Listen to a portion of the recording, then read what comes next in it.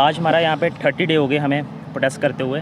तो अभी आज तो हमें यहाँ पे बैठने भी नहीं दिया जा रहा है क्योंकि सिक्योरिटी रीज़न कुछ बता रहे हैं। ये असेंबल तो दूर की बात है, वहाँ पे हमें खड़े होने नहीं दिया गया प्रेस क्लब में। तो अभी हमें घर में ही बैठने का हम बैठ नहीं सकते क्योंकि हमारे पास ये जॉब जो है वो हमारा लास्ट ऑप्शन है। इसलिए कश्मीर के हमारे भाई वो आज भी वहाँ पे ज़ोरदार प्रदर्शन कर रहे हैं। और यहाँ पे हमारे कुछ साथी दिल्ली गए हुए हैं डेलीगेशन लेके, वो डिफरेंट वहाँ पे ट्राई कर रहे हैं मिलने की। मिनिस्ट्री ऑफ होम अफेयर्स तक वहाँ पे उन्होंने ग्रीवेंस डाली हुई है, शायद वहाँ तक मिलें क्योंकि ये हमारे लिए जॉब ये बहुत लास्ट ऑप्शन है हमारा। और हमें ये जॉब हर हाल में सर चाहिए क्योंकि ये अभी स्क्रैप पॉलिसी जो चला रहे हैं, हम नहीं चाहते कि ये हमारी लिस्ट जो है ये भी स्क्रैप हो। और अगर इसमें इस सरकार को कोई एलिमेंट पाया जाता है एडमिनिस्ट्रेशन को, तो हम डे 1 से हमारी यही डिमांड है कि उसको फ़िल्टर करें।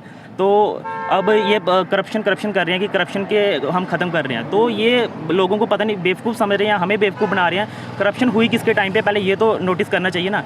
नोटिफिकेशन इन्होंने इनके टाइम पे निकलती है, एग्ज़ाम ये कंडक्ट करवाते हैं, रिजल्ट ये निकालते हैं, और अब ये कहते हैं कि इसमें करप्शन हुई है। तो करप्शन की अगर हुई है तो वो आपके एंड से हुई है, हमारे एंड से कोई हुई नहीं है। ये अब अपने आप को सेव करने के लिए और हमें बलि का बकरा बना रहे हैं। और हमसे पूछा जाता है कि हम भाई फ़िल्टर कैसे करें। ये हमारा काम तो नहीं है फ़िल्टर कैसे करना है। अगर आप हमसे पूछ लो तो फिर आपने CBI जो लाई हुई है वो क्यों लाई है। और स्क्रैप करने के बाद ये बच्चों को बाहर कर रहे हैं, जैसे आपने SI में भी देखा। तो अगर वो पहले कर देते बच्चों को बाहर, तो उसी को तो कहते हैं फ़िल्टर करना। और कौन सा फ़िल्टर करने को, और मशीन लानी है या उनके एक्सरे करवाने हैं, आपने CT स्कैन करवाना है कोई मेडिकल के थ्रू, फ़िल्टर करना इसी को कहते हैं। अगर आपको पता है कोई एलिमेंट है तो आफ्टर स्क्रैप क्यों करना, आप पहले कर लो उसको। मैं आपको फिल्ट्रेशन का फ़ायदा क्या है, देखो, एक तो जो जेन्युइन कैंडिडेट्स हैं, जो 972 में से जो हार्ड वर्किंग कैंडिडेट्स हैं, उनके साथ वो होगा, जस्टिस होगा।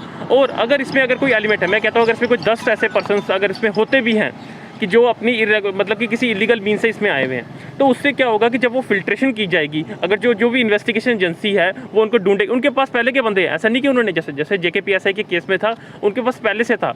उन्होंने 1200 बच्चों में से 7200 के घर पे रेड नहीं की, उन्होंने पर्टिकुलर उन्हीं प्लेसेस पे रेड की है जिन पे उनको शक था, जिनके उनके ऊपर प्रूफ थे कि हाँ इन्होंने कुछ किया हुआ है। ऐसे ही अगर मैं कहता हूँ अगर फाइनेंस अकाउंट सिस्टम में अगर कुछ ऐसे हैं, अगर उनके पास ऐसे कोई एलिमेंट्स हैं, अगर कोई रेगुलेटरीज हैं, तो उनको बाहर किया जाए ना। उससे देखो क्या होगा, एक तो हमें हार्ड वर्किंग कैंडिडेट्स स्क्रैप नहीं होगा, तो हमें अपनी जॉब मिल जाएगी। और जो नीचे के जो पर्सन्स होंगे, जो कुछ मार्जिन से कुछ मार्क्स से रह गए हुए हैं, अगर 10% अगर ऊपर से गलत से आए हुए तो वो बाहर निकलेंगे। तो जो नीचे वाले कॉन्सिक्यूटिव, जो नीचे वाले जो 10 बच्चे होंगे वो भी अंदर आ जाएंगे।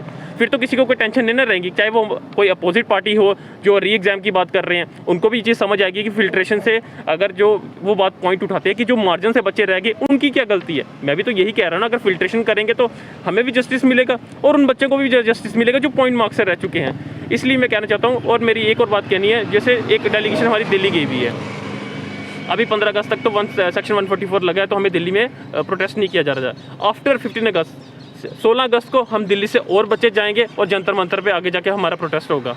अब यहाँ पे तो कोई हमारी सुन नहीं रहा। हमने कहते हैं मुझे लास्ट रिसोर्ट हमारी सेंट्रल गवर्नमेंट ही है, क्योंकि यहाँ पे LG सरकार तो 30 दिन हमें हो चुके हैं, ना हमसे कोई बात, ना हमसे कुछ मिलने की ट्राई करती। इवन कि अगर हम कोई अपनी मेल्स वहाँ भेजते हैं LG सर के ऑफिस में, कुछ अपनी ग्रीवेंस डालते हैं, और कहीं जगह से अगर किसी पॉलिटिकल पर्सन से ट्राई करते हैं मिलने के लिए, तो हमें मिलने भी नहीं दिया जाता। मार्च की परमिशन लेते हैं, मार्च की परमिशन नहीं मिलती। बाकी और हर किसी को परमिशन मिल जाएगी, लेकिन हमें पीसफुल मार्च की परमिशन नहीं मिलती। हमने पूरे 30 दिन में एक बार भी ऐसा नहीं हुआ कि हमने प्रेस क्लब के बाहर का बैरिकेड क्रॉस किया हो। उसी जगह पर बैठे रहते हैं। एक भी ऐसा पर्सन मुझे बता दे जो हमने कभी किसी पुलिस वाले के साथ कभी कोई बदतमीजी की हो, या कभी किसी के साथ कुछ किया हो। हमेशा पीसफुल बैठे रहे हैं। अगर हमारी मांग यहाँ नहीं होती है तो 16 अगस्त को हम जंतर मंतर जाएंगे और वहाँ पर प्रोटेस्ट करेंगे अपना।